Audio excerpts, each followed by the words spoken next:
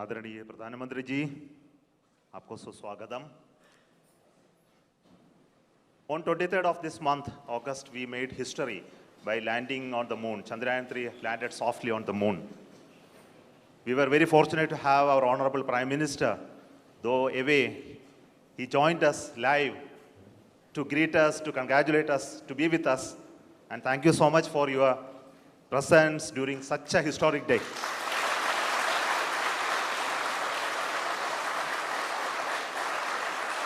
You promised us that you will come and meet us on that day.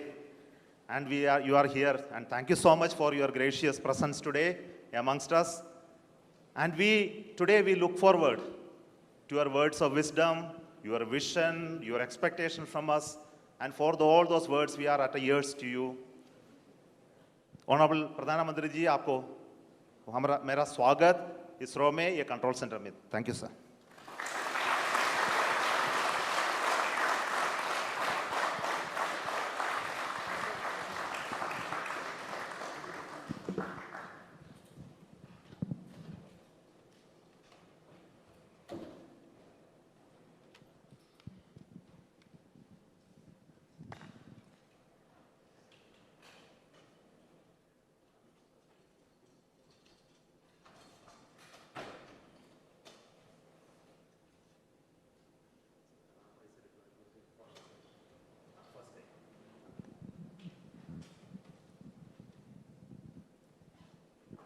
So we are seeing the ramp being deployed now. This is animation. We'll see the real.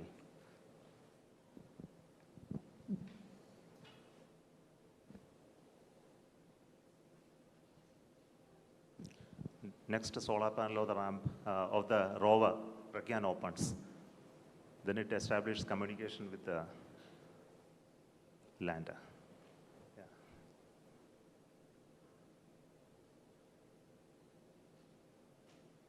Then it slowly comes out. Now the rover has already moved 12 meters. So we'll see the onboard camera visuals.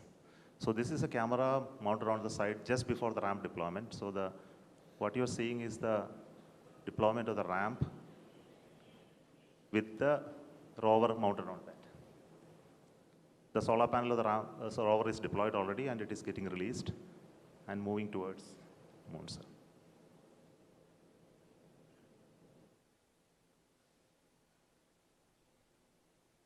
So these images take a lot of time to come to Earth because data rate and processing. So now this is the early morning image of today morning. The rover is almost out of the field of view. It will turn in the day today and look at the lander and take more pictures. Thank you.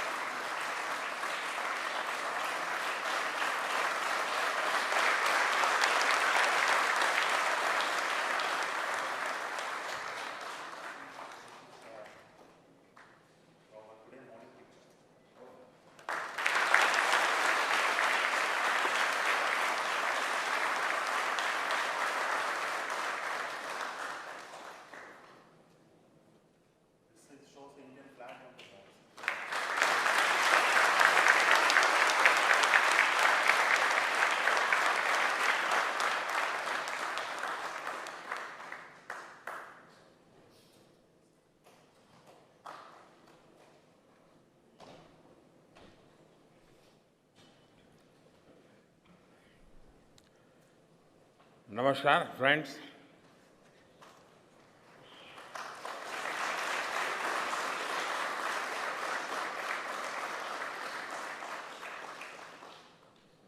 आप सभी के बीच आकर आज एक अलग ही खुशी महसूस कर रहा हूं। शायद ऐसी खुशी बहुत रेयर ओकेजन होते हैं जब तन मन खुशियों से भर गया हो। और व्यक्ति के जीवन में कई बार ऐसी घटनाएं घटती हैं कि वो बेसब्री हावी हो जाती है। इस बार मेरे साथ भी ऐसा ही हुआ है। इतनी बेसब्री,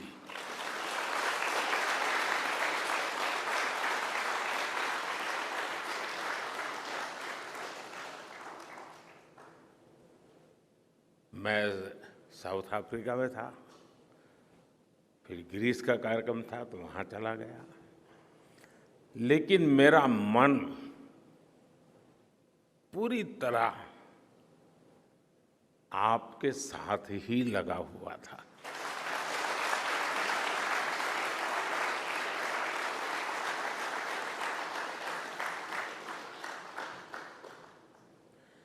लेकिन कभी कभी लगता है कि मैं आप लोगों के साथ अन्याय कर देता हूं। बेसब्री मेरी और मुसीबत आपकी।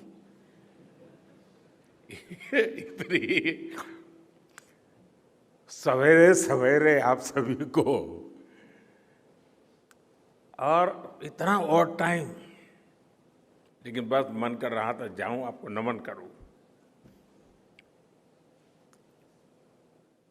आपको दिक्कत हुई होगी, लेकिन मैं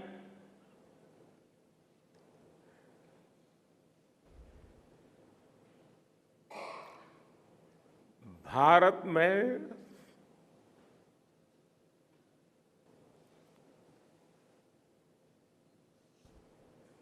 आते ही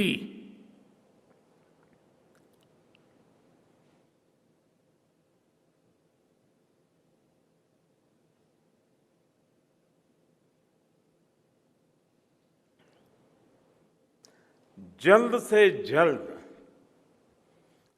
आपके दर्शन करना चाहता था।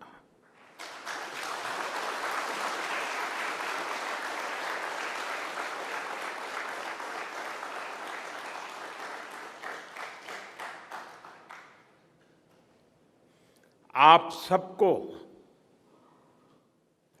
सैल्यूट करना चाहता था।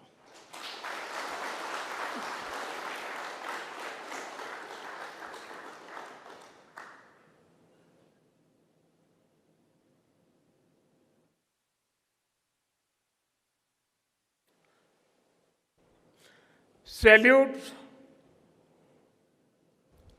आपके परिश्रम को, सैल्यूट आपके धैर्य को, सैल्यूट आपकी लगन को, सैल्यूट आपकी जीवटता को, सैल्यूट आपके जज्बे को। आप देश को जिस ऊंचाई पर लेकर गए हैं, ये कोई साधारण सफलता नहीं है। ये अनंत अंतरिक्ष में भारत के वैज्ञानिक सामर्थ्य का शंखनाद है।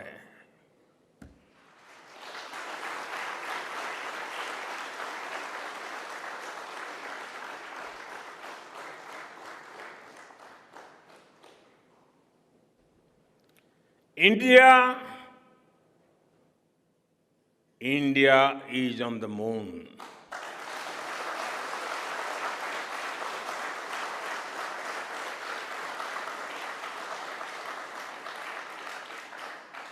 We have our national pride placed on the moon.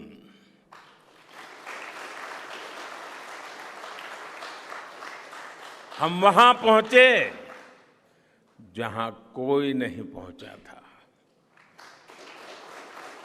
हमने वो किया जो पहले कभी किसी ने नहीं किया था। ये आज का भारत है, निर्भीक भारत, जुझारू भारत।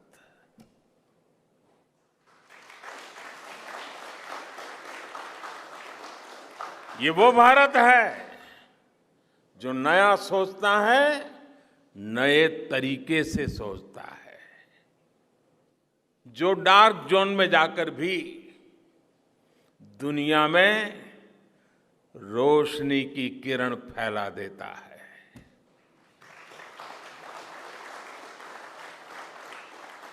21वीं सदी में यही भारत दुनिया की बड़ी बड़ी समस्याओं का समाधान करेगा। मेरी आंखों के सामने 23 अगस्त का वो दिन, वो एक एक सेकंड बार बार घूम रहा है। जब टचडाउन कंफर्म हुआ तो जिस तरह यहां इसरो सेंटर में पूरे देश में लोग उछल पड़े, वो दृश्य कौन भूल सकता है। कुछ स्मृतियां अमर हो जाती है। वो पल अमर हो गया। वो पल इस सदी के सबसे प्रेरणादायी क्षणों में से एक है। हर भारतीय को लग रहा था कि विजय उसकी अपनी है।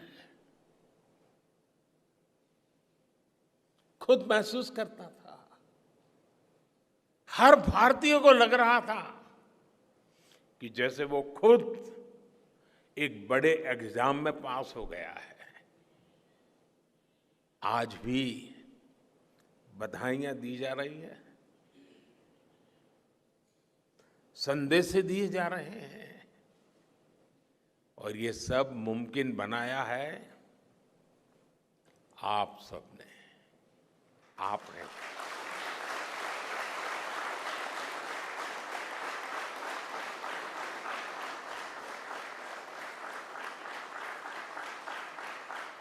देश के मेरे वैज्ञानिकों ने ये मुमकिन बनाया है। मैं आप सबका जितना गुणगान करूं वो कम है। मैं आपकी जितनी सराहना करूं वो कम है। साथियों, मैंने वो फोटो देखी जिसमें हमारे मून लैंडर ने अंगद की तरह चंद्रमा पर मजबूती से अपना पैर जमाया हुआ है।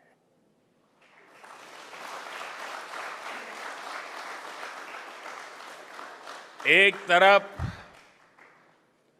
विक्रम का विश्वास है तो दूसरी तरफ प्रज्ञान का पराक्रम है।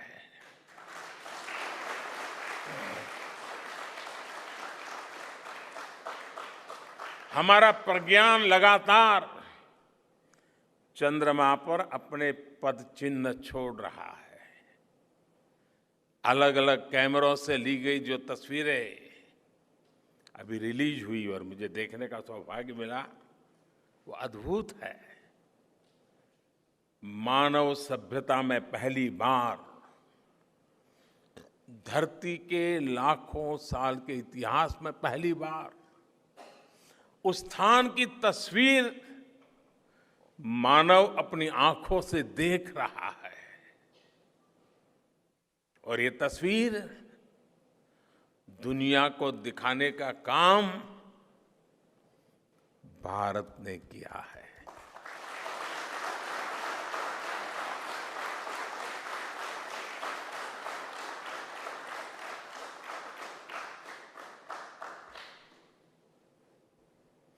आप सभी वैज्ञानिकों ने किया है। आज पूरी दुनिया भारत की साइंटिफिक स्पिरिट का, हमारी टेक्नोलॉजी का और हमारे साइंटिफिक टेम्परामेंट का लोहा मान चुकी है।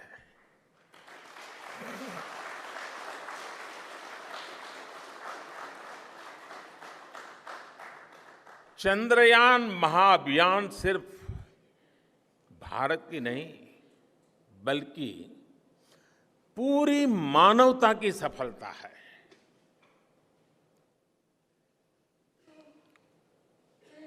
हमारा मिशन जिस क्षेत्र को एक्सप्लोर करेगा उससे सभी देशों के लिए मून मिशंस के नए रास्ते खुलेंगे।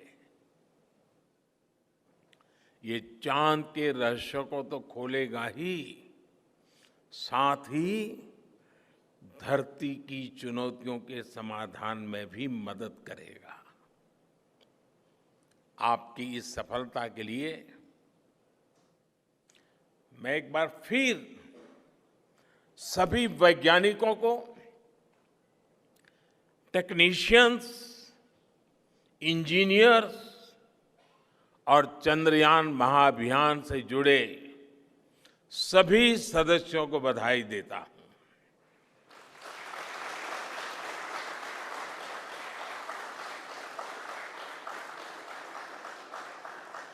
मेरे परिवारजनों,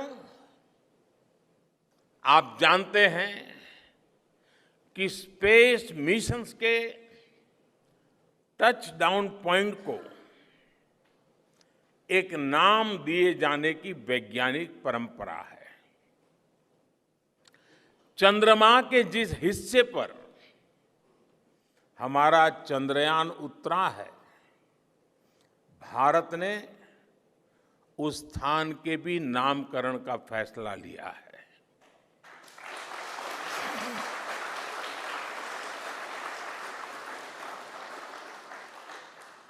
जिस स्थान पर चंद्रयान 3 का मून लैंडर उतरा है, अब उस पॉइंट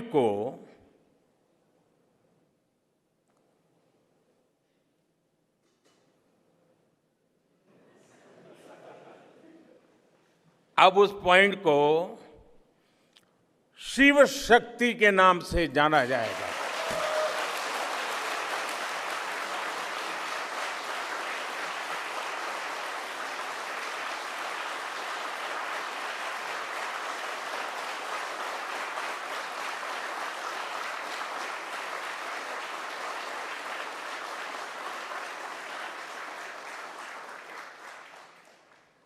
शिव में मानवता के कल्याण का संकल्प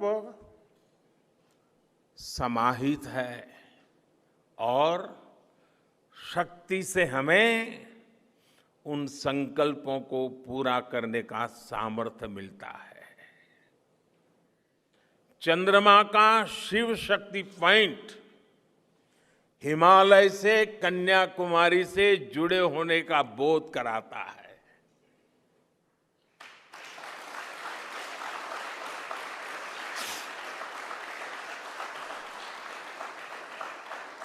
हमारे ऋषियों ने कहा है, येन कर्माण्य पशो मनीषिणो यज्ञे कुण्वन्ति वित्तेषु धीरः यत्पूर्व यक्ष्मन्तः प्रजानां तन्मे मनः शिव संकल्पमस्तु।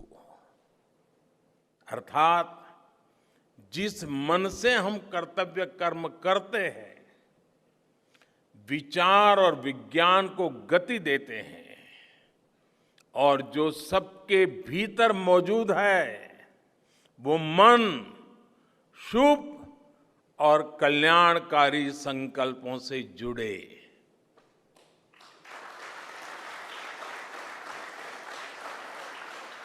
मन के इन शुभ संकल्पों को पूरा करने के लिए शक्ति का आशीर्वाद अनिवार्य है, और ये शक्ति हमारी नारी शक्ति है।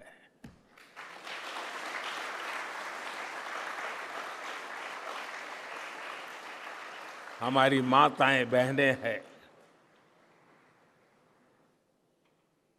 हमारे यहां कहा गया है, सृष्टि स्थिति विनाशानां शक्ति भूते सनातनी। अर्थात निर्माण से प्रलय तक पूरी सृष्टि का आधार नारी शक्ति ही है।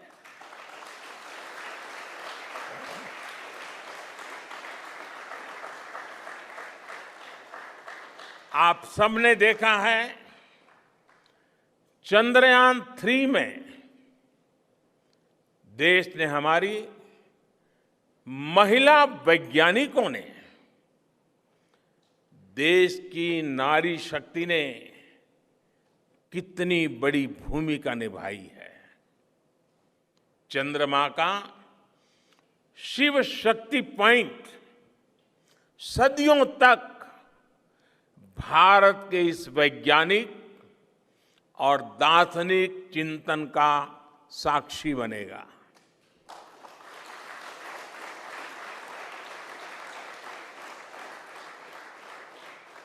ये शिव शक्ति पॉइंट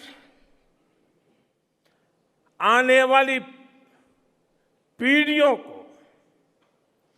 प्रेरणा देगा कि हमें विज्ञान का उपयोग मानवता के कल्याण के लिए ही करना है। मानवता का कल्याण, यही हमारा सुप्रीम कमिटमेंट है। साथियों, एक और नामकरण काफी समय से लंबित है। 4 साल पहले जब चंद्रयान 2 चंद्रमा के पास तक पहुंचा था, जहां उसके पदचिन्ह पड़े थे, तब ये प्रस्ताव था कि उस स्थान का नाम तय किया जाए। लेकिन उन परिस्थितियों में निर्णय लेने के स्थान पर हमने प्रण लिया कि जब चंद्रयान 3 सफलतापूर्वक चांद पर पहुंचेगा, तब हम दोनों पॉइंट का नाम एक साथ रखेंगे।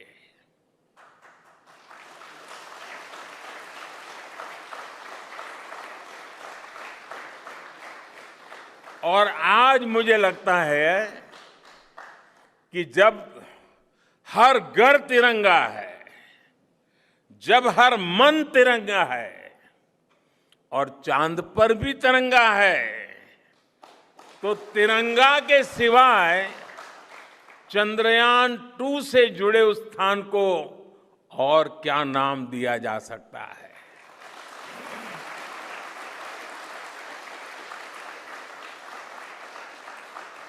इसलिए चंद्रमा के जिस स्थान पर चंद्रयान 2 ने अपने पदचिन्ह छोड़े हैं, वो पॉइंट अब तिरंगा कहलाएगा।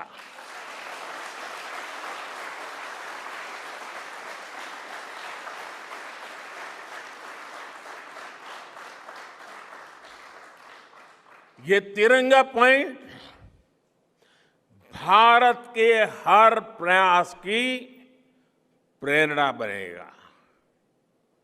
ये तिरंगा पॉइंट हमें सीख देगा कि कोई भी विफलता आखिरी नहीं होती। अगर दृढ़ इच्छा शक्ति हो तो सफलता मिलकर के ही रहती है। यानी मैं फिर दोहरा रहा हूं, चंद्रयान 2 के पद चिन्ह जहां है, वो स्थान आज से तिरंगा पॉइंट कहलाएगा। और जहां पर चंद्रयान 3 का मून लैंडर पहुंचा है, वो स्थान आज से शिव शक्ति पॉइंट कहलाएगा।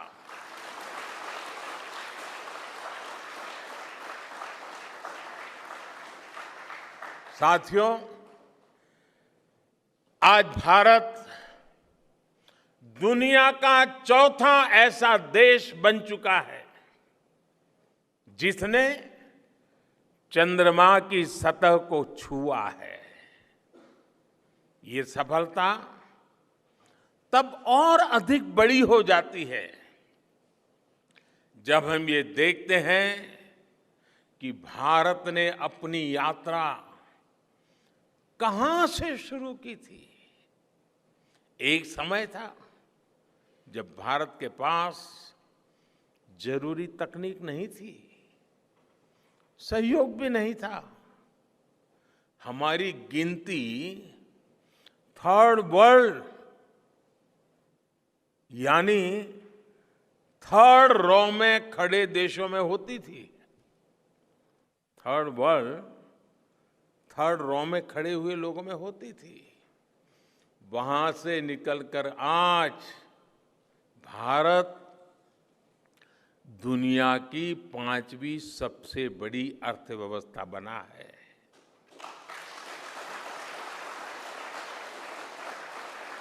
आज ट्रेड से लेकर टेक्नोलॉजी तक भारत की गिनती पहली पंक्ति यानी फर्स्ट रॉ में खड़े देशों में हो रही है। यानी थर्ड रॉ से फर्स्ट रॉ तक इस यात्रा में इसरो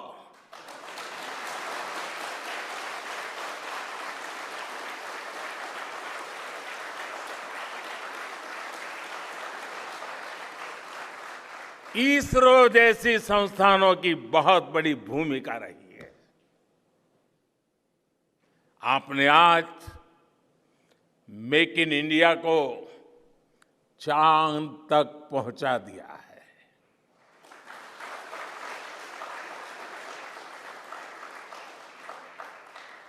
मेरे परिवारजनों, मैं आज आपके बीच आकर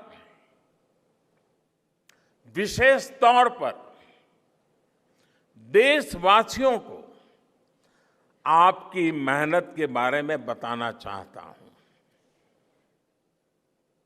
जो मैं बातें बता रहा हूं वो आपके लिए नई नहीं है, लेकिन आपने जो किया है, जो साधना की है, वो देशवासियों को भी पता होना चाहिए। भारत के दक्षिण हिस्से से चंद्रमा के दक्षिणी ध्रुव तक चंद्रयान की ये यात्रा आसान नहीं थी। मून लैंडर की सॉफ्ट लैंडिंग सुनिश्चित करने के लिए हमारे वैज्ञानिकों ने इसरो की रिसर्च फैसिलिटी में आर्टिफिशियल मून तक बना डाला।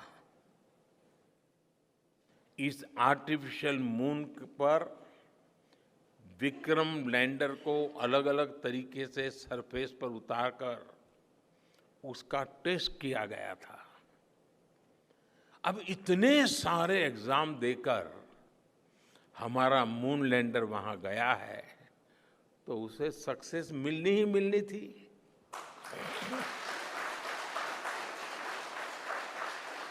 साथियों, आज जब मैं देखता हूं कि भारत की युवा पीढ़ी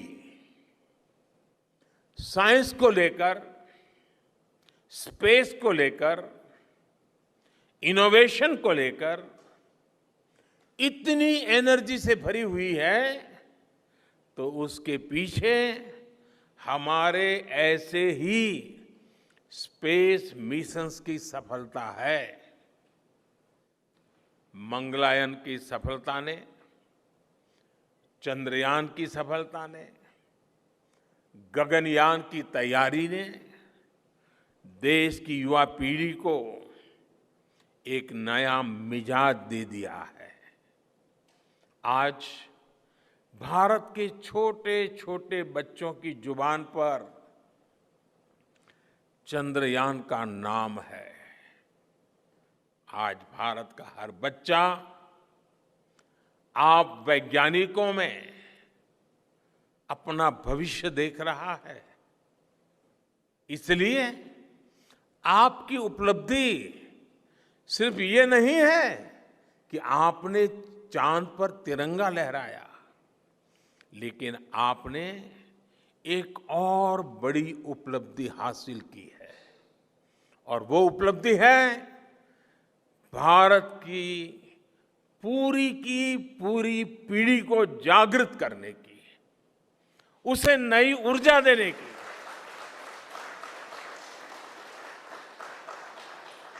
आपने एक पूरी पीढ़ी पर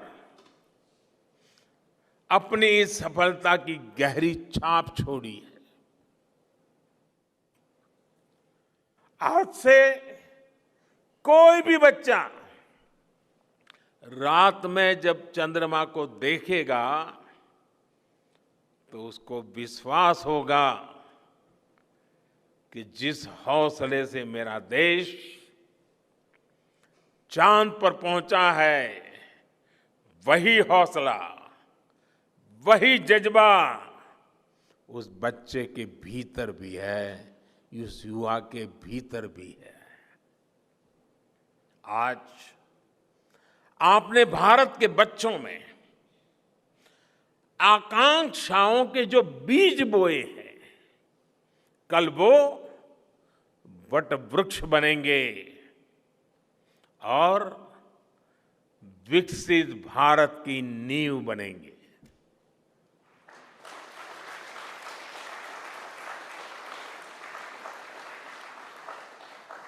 हमारी युवा पीढ़ी को निरंतर प्रेरणा मिलती रहे, इसके लिए एक और निर्णय लिया गया है। 23 अगस्त को जब भारत ने चंद्रमा पर तिरंगा फहराया, उस दिन को अब हिंदुस्तान नेशनल स्पेस डे के रूप में मनाया जाएगा।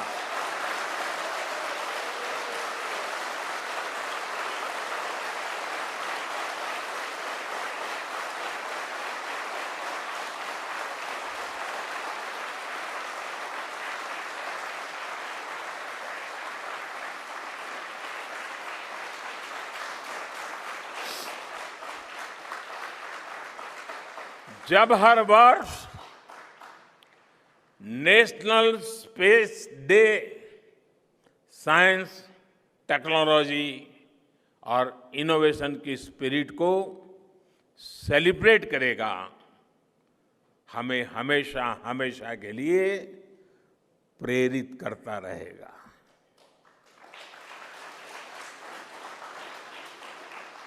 मेरे परिवारजनों, आप भी जानते हैं कि स्पेस सेक्टर का जो सामर्थ्य है, वो सैटेलाइट लॉन्च करने या अंतरिक्ष की खोज से कहीं ज्यादा बड़ा है। स्पेस सेक्टर की एक बहुत बड़ी ताकत है जो मैं देखता हूं वो है ईज ऑफ लिविंग और ईज ऑफ गवर्नेंस। आज देश में स्पेस एप्लीकेशंस को गवर्नेंस के हर पहलू से जोड़ने की दिशा में बहुत बड़ा काम हुआ है। आप लोगों ने जब मुझे प्रधानमंत्री के रूप में काम का दायित्व दिया तो प्रधानमंत्री बनने के बाद मैंने भारत सरकार के जॉइंट सेक्रेटरी लेवल के ऑफिसर्स की स्पेस साइंटिस्ट के साथ एक वर्कशॉप करवाई थी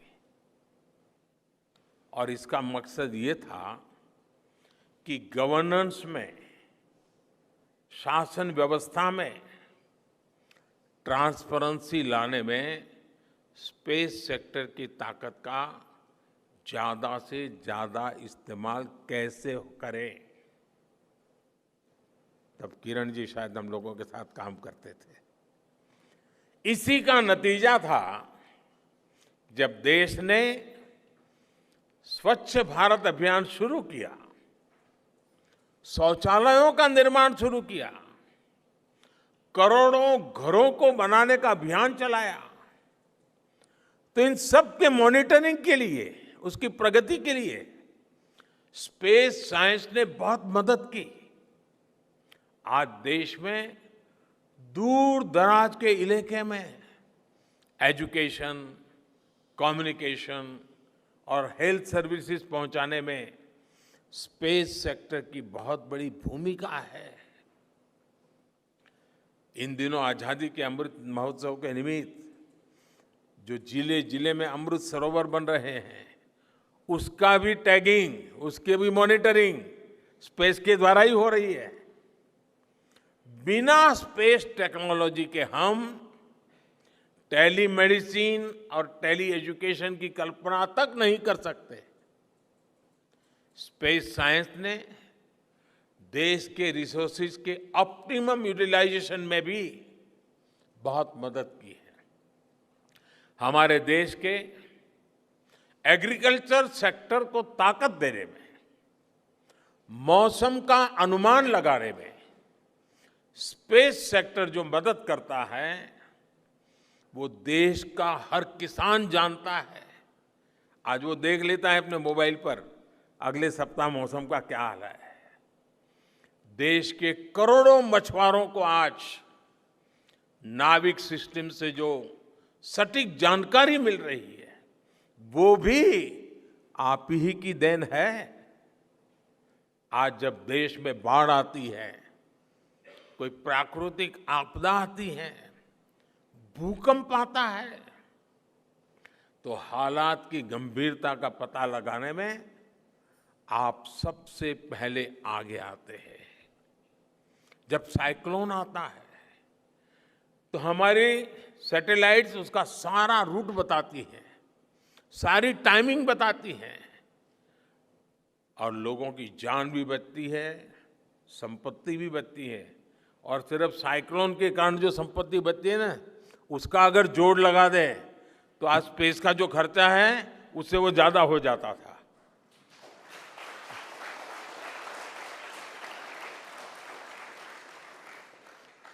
हमारे PM Gati Shakti national master plan का आधार भी स्पेस टेक्नोलॉजी ही है। और आज दुनिया भारत के इस गतिशक्ति प्लेटफॉर्म का अध्ययन कर रही है कि प्लानिंग और मैनेजमेंट में ये प्लेटफॉर्म कितना उपयोगी हो सकता है। इससे प्रोजेक्ट्स की प्लानिंग, एजुकेशन और मॉनिटरिंग में काफी मदद मिल रही है। समय के साथ बढ़ता हुआ स्पेस एप्लीकेशन का ये दायरा हमारे युवाओं के लिए अपॉर्चुनिटीज भी बढ़ा रहा है, अवसर बढ़ा रहा है। और इसलिए आज मैं एक सुझाव भी देना चाहता हूं और मैं चाहूंगा कि आपके यहां से जो रिटायर्ड लोग हैं वे इसमें काफी मदद कर सकते हैं। अब ये मत बोलिएगा कि इतनी सुबह सुबह मोदी जी यहां आए और कुछ काम भी दे करके जा रहे हैं। साथियों, मैं चाहूंगा कि इसरो केंद्र सरकार के विभिन्न मंत्रालय और राज्य सरकारें मिलकर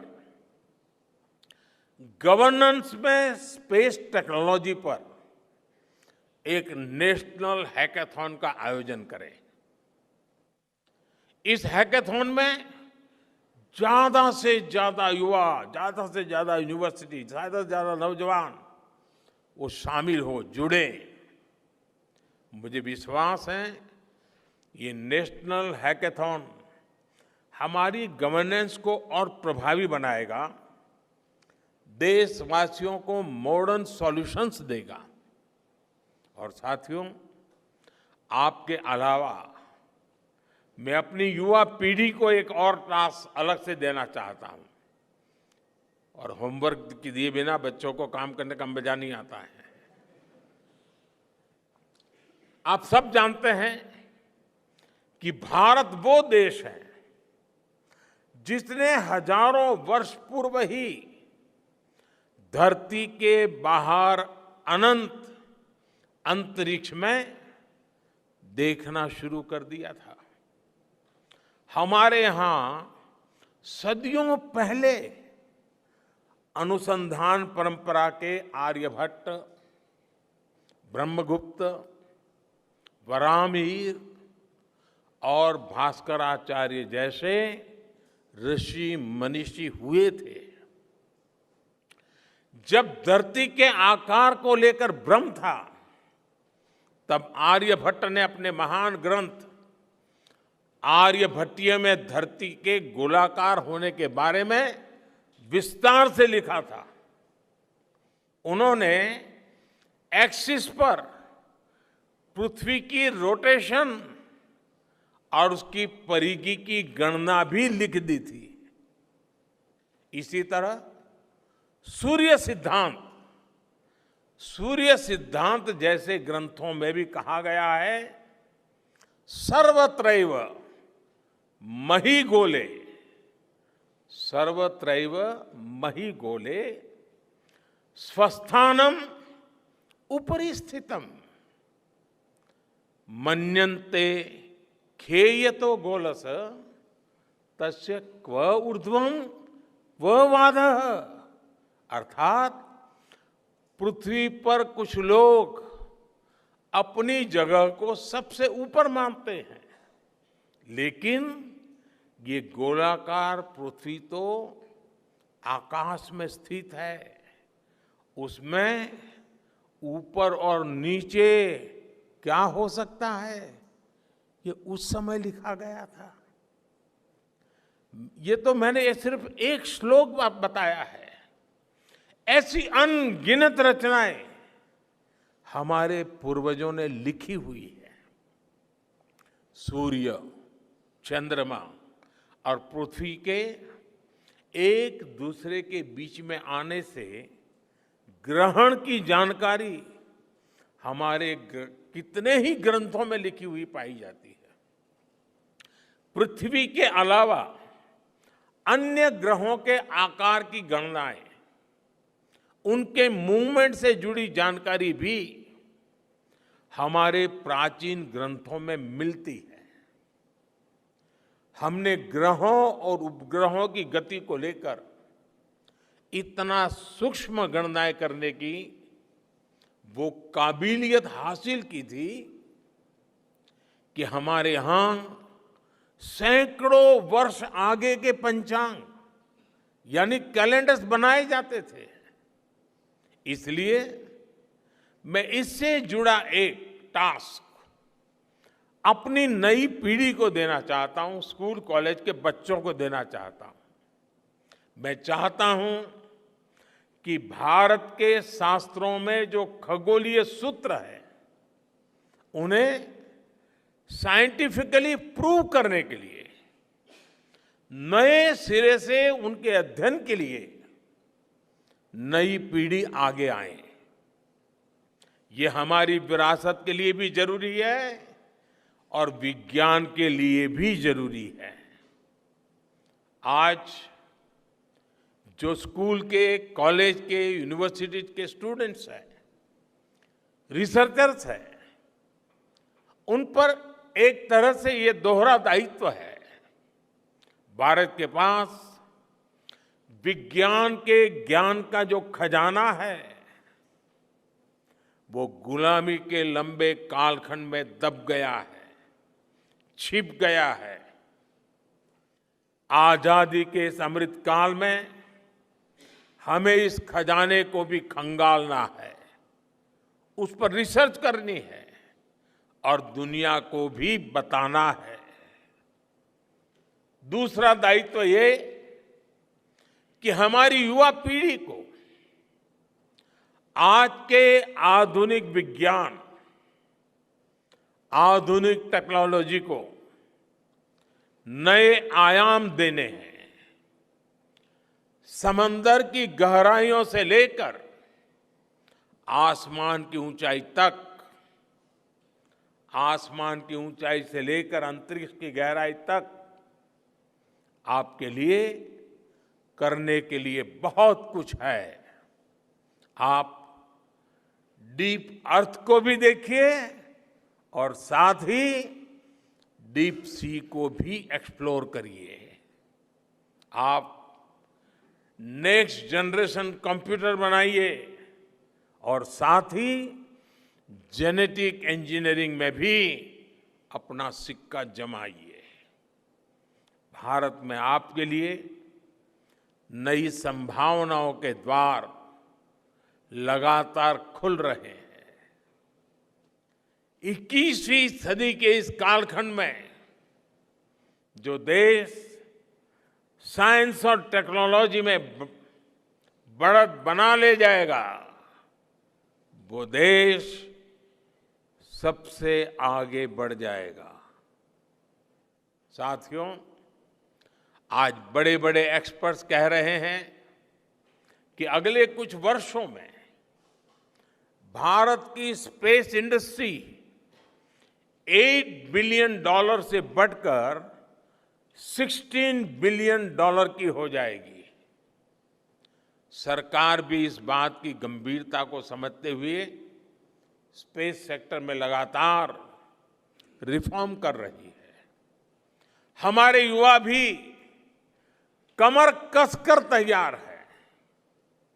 आपको जानकर सुखद आश्चर्य होगा कि पिछले 4 साल में स्पेस सेक्टर में काम करने वाले स्टार्टअप्स की संख्या 4 से बढ़कर करीब करीब 150 हो गई है।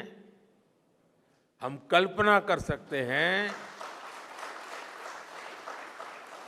कि अनंत आकाश में कितनी अनंत संभावनाएं भारत का इंतजार कर रही हैं। वैसे कुछ दिन बाद 1 सितंबर से MyGov हमारे चंद्रयान मिशन को लेकर बहुत बड़ा क्विज कंपटीशन लॉन्च करने वाला है। हमारे देश के स्टूडेंट्स इससे भी शुरुआत कर सकते हैं। मैं देश भर के स्टूडेंट से आग्रह करूंगा कि आप सभी बड़ी संख्या में इससे जुड़े। मेरे परिवारजनों, देश की भावी पीढ़ी को आपका मार्गदर्शन बहुत आवश्यक है। आप जो इतने सारे इंपॉर्टेंट मिशंस पर काम कर रहे हैं, वो आने वाली पीढ़ी ही आगे ले जाने वाली है। आप उन सभी के रोल मॉडल हैं। आपकी रिसर्च और आपकी वर्षों की तपस्या, मेहनत ने साबित किया है कि आप जो ठान लेते हैं वो आप करके दिखाते हैं। देश के लोगों का विश्वास आप पर है। और विश्वास कमाना छोटी बात नहीं होती है दोस्तों। आपने अपनी तपस्या से विश्वास कमाया है।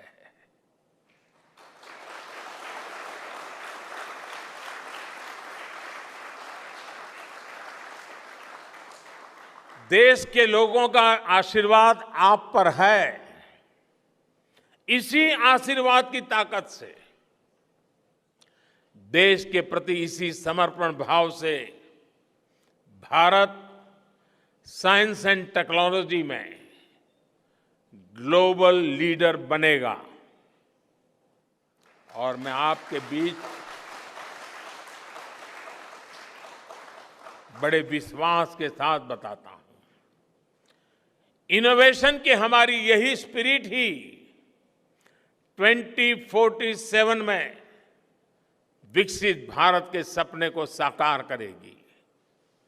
इसी विश्वास के साथ मैं फिर एक बार आप सबके दर्शन करके पावन हुआ हूं। देशवासी गौरव से भरे हुए हैं। सपने बहुत तेजी से संकल्प बन रहे हैं और आपका परिश्रम उन संकल्प को सिद्धि के तक ले जाने के लिए बहुत बड़ी प्रेरणा बन रहा है। आपको जितनी बधाई दूं कम है, जितना अभिनंदन करूं कम है। मेरी तरफ से करोड़ों करोड़ों देशवासियों की तरफ से, दुनिया भर की साइंटिफिक कम्युनिटी की तरफ से अनेक अनेक धन्यवाद, बहुत बहुत शुभकामनाएं। भारत माता की, भारत माता की, भारत माता की। धन्यवाद।